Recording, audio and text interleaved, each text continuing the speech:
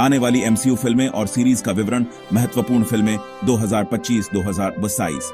दी Fantastic Four First Steps, जिसकी release 25 जुलाई 2025 थी।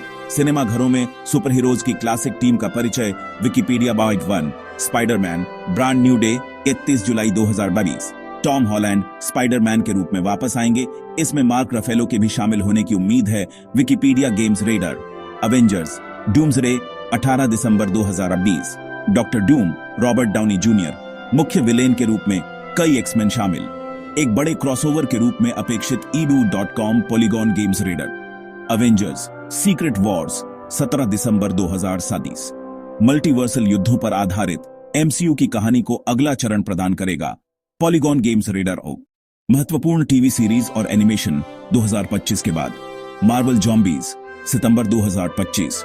व्हाट इफ सीरीज का जॉम्बी थीम वाला animation spin off MCU schedule Games Radar. Eyes on Wakanda 6 अगस्त 2025।